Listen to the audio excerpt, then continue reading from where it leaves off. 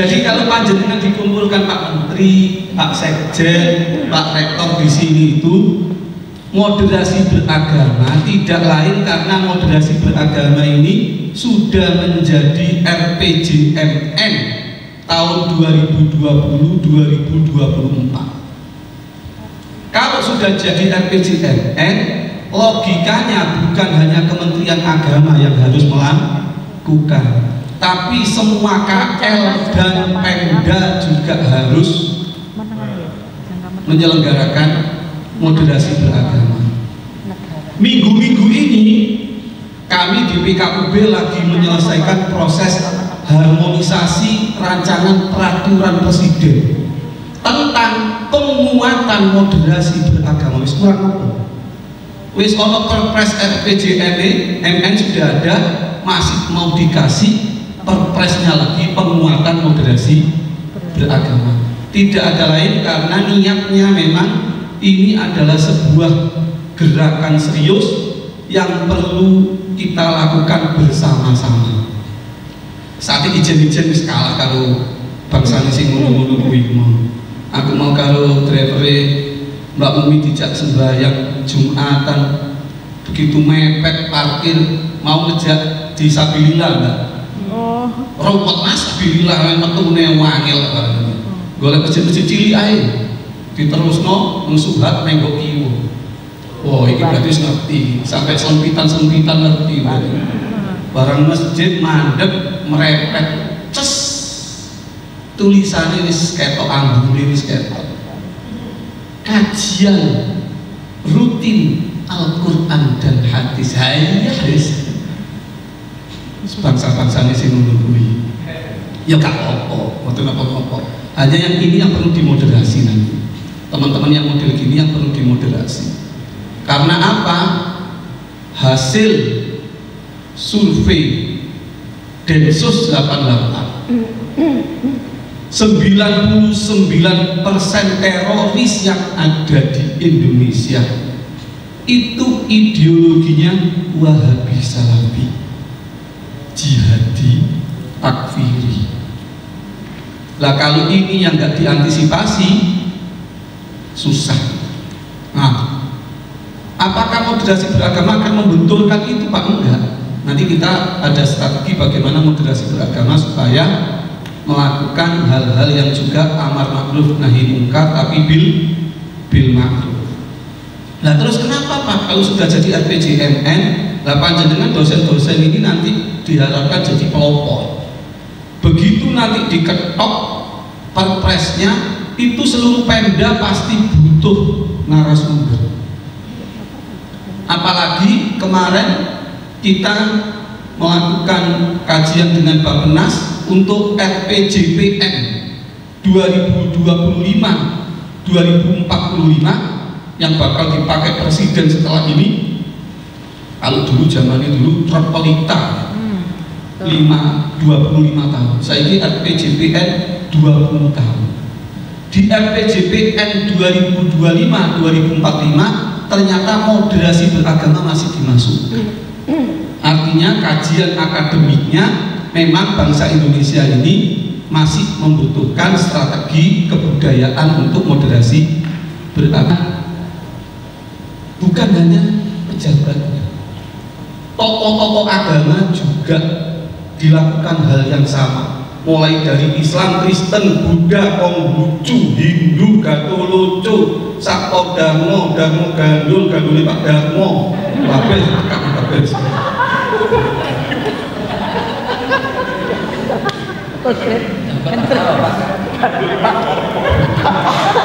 Nah yang kedua,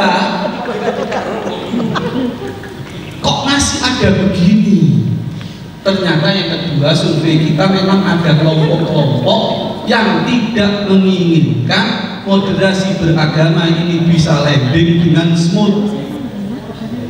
Nah ini yang harus diwaspadai. Nanti panjenengan RTL-nya dipandu oleh Kiai Yahya sama Edgeng. RTL-nya harus beda-beda, dekan RTL-nya apa, wakil rektor RTL-nya apa, kaprodi RTL-nya apa, rencana aksinya harus beda-beda. harus spesifik untuk mengkanter narasi-narasi kelompok-kelompok yang memang tidak menginginkan moderasi beragama landing dengan smooth. Saya ini repot Pak. Tahun ini tahun politik bisa. Barang politik itu barang biasa jadi politik. Sampai mau saya beritahu ini terlepas dari orangnya ya. Ditanya ada komentar, ini saya terus terang nggak ngomong orangnya, ini ngomong tahun politik yang sudah menunjukkan tidak moderasi beragama. Dikomentari karo Pak Anies Baswedan Pak jet pribadi biasa menjadi medsos, ono sing nyinyir, ono sing seneng netizen. Kalau partai dikomentari ya sampai ngerti ini berita ya. Jadi kalau Pak Anies pakai jet pribadi itu karena para nabi selalu memakai kendaraan yang terbaik. Apa urusannya Anies Baswedan karo nabi? Coba kan? Ruwet kan Pak? Ruwet nih, jadi terus-terus no, rusak negara ini. Rusak negara ini. Nah ini yang perlu dimoderasi. Hal-hal semacam ini yang perlu dimoderasi. Nah, saya kembali di sini Bu Bapak. Saya pikir udah beli sama Mbak Jamila, sama Mas Yahya, sama Mas Ilan sebenarnya. Mas Izudin.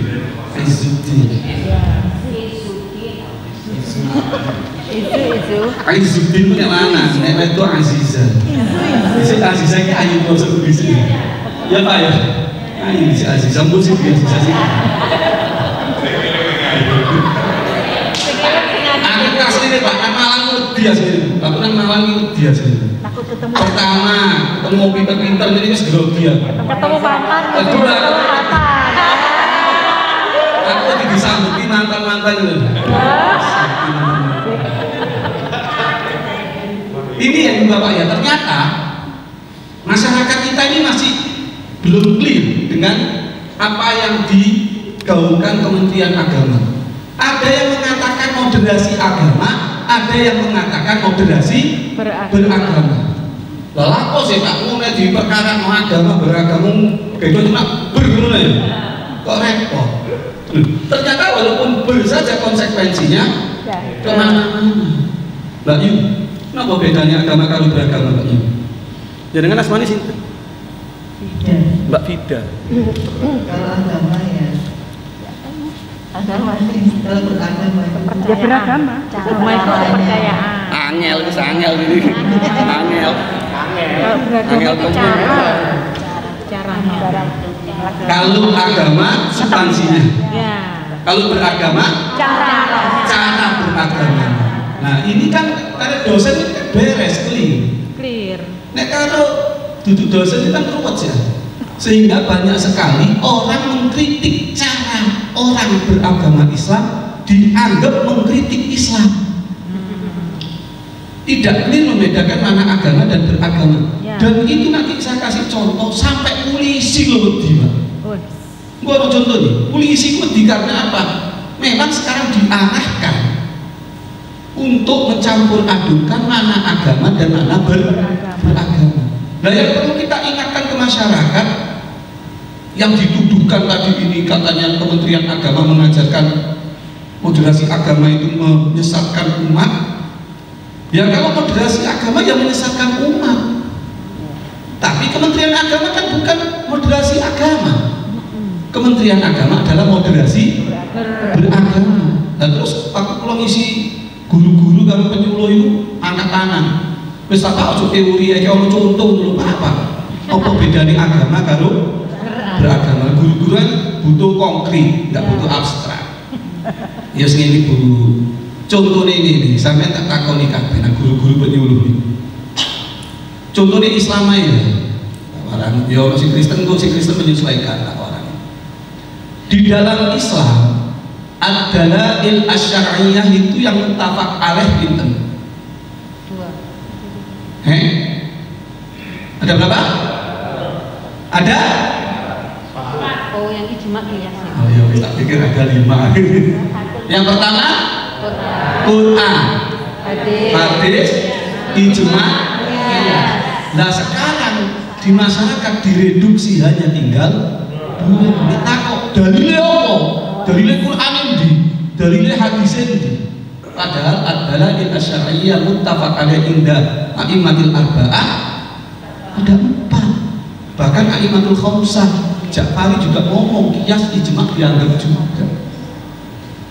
Nah, saya kasih contoh ke guru-guru. Wis ngene, Pak, gampangane cek, gak bingung. Ada satu hadis. Hadis ini diwapal karo MI, MT, SMA kalau guru itu seneng karo hadis ini. Napa Pak hadis itu? Qala Rasulullah sallallahu alaihi wasallam, al-muslimu man salimal muslimun wa fi riwayatin man salimal insan min lisani wa yadi. Ono sing nyaut bisa dua konklusi. Apa Pak artine ya? Sampai iki. Dua agama apa artine? Orang Islam itu orang yang tidak menyakiti orang lain menggunakan perkataan maupun perbuatan. Ini agama. Orang lupa agama. Lah kan wis diwara adalah syariah itu sumber agama. Aku gak ngomong sing mukhtalafi ya. Sing mukhtalafi ku akeh. Istihsan, istisqa, urab, satu mangkoblana, satu dawa wis gak dibahas iku lah. Sing digawe karo Imam Hanafi gak dibahas. Sing dibahas cuma sing muttafaq alaih. Maka hadis ini adalah agama. Pertanyaannya, hadis ini tadi itu sudah moderat apa belum? Orang Islam tidak boleh menyakiti orang lain dengan menggunakan perkataan maupun perbuatan. Kalau tak akan menyuruh, cerita sampai aku gak tak ceramai sampai terus ngerti kabeh asline. Jadi aku ini ngomong nyerita kula ngisi penyuluh ngono. Jadi kula niki gak ngisi sampean kabeh. Kalau sampean terus pinter kabeh. Jadi guru-guru. Kira-kira wis moderat apa dereng hadis ini? Menurut jenengan pun moderat ya? Sangat moderat. Maka saya kasih contoh, moderat itu wasatiyah itu di tengah. Maka hadis ini adalah moderat, agama ini. Pertanyaannya sekarang ke guru-guru saya, sekarang masih ada nggak orang Islam yang menyakiti orang lain dengan perkataan? Banyak. Yang menyakiti orang lain dengan perbuatan? Inilah beragama. Lah, beragama ini yang perlu dimoderasi. Dimoderasi kemana? Dimoderasi ke agamanya ini. Karena dia masih nyakiti orang lain, maka beragamanya perlu dimoderasi, didekatkan ke ajaran agamanya supaya moderat. Maka yang dimoderasi adalah beragama, bukan agama. Agamanya udah moderat. Jadi kalau ada yang ngomong moderasi agama menyesatkan umat, ya mesti menyesatkan umat. Wis moderat pasti dimoderat maneh. Enggak penting. Yang perlu dimoderasi adalah beragamanya.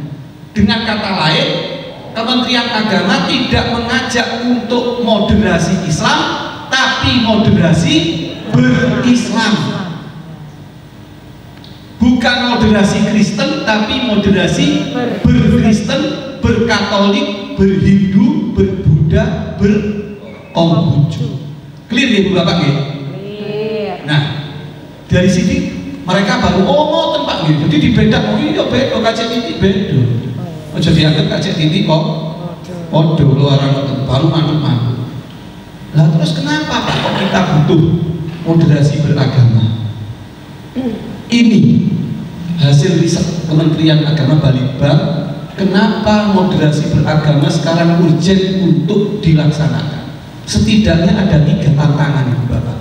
Tantangan pertama adalah berkembangnya cara pandang, sikap dan praktek beragama yang ekstrim, yang lebay. Loh, emang zaman Kanjeng Nabi mboten enten sing ekstrim Pak. Lho wis ono engko ceritane aja. Di sini wae. Sekarang cerita yang sekarang. Sekarang ini banyak yang ekstrim, lebih banyak gara-gara medsos, tambah cepet. Jadi sebetulnya cara beragama yang ekstrim bukan hanya sekarang, zaman dulu sudah ada. Sampai itu yang angkatan pulau itu ini siapa sih ada Imam Ahmad, Imam Ahmad itu jadi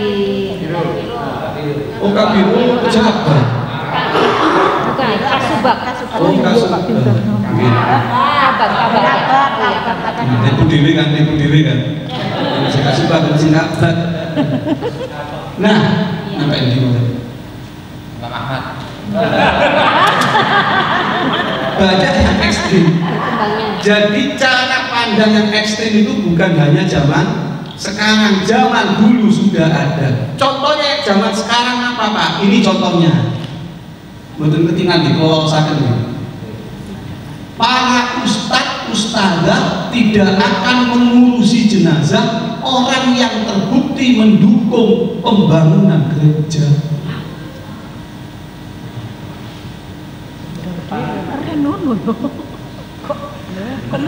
Bener kan? Bener aja ini. Cocok bisa jadi itu dimoderasi. Iya bener aja nih. Penyuluh ngoten. Yo salah dhewe Pak wong Islam kok ate nyetujui pembangunan gereja. Iku artine Islam kan?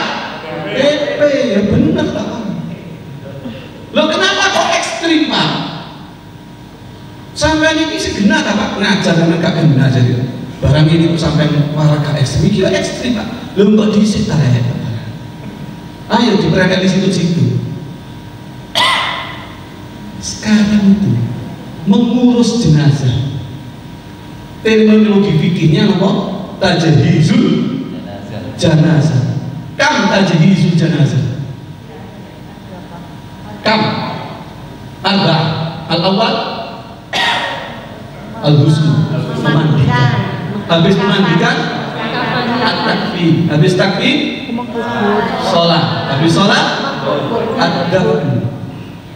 Jadi ya wis ngerti ditulis seperti ini jadi. Mengurus jenazah dalam kurung memandikan, mengkafani, mensolatkan, menguburkan, dikai bonus siji mentahlilkan. Sing seneng kan, sing Muhammad ya seneng. Ngapo tambah tahlil.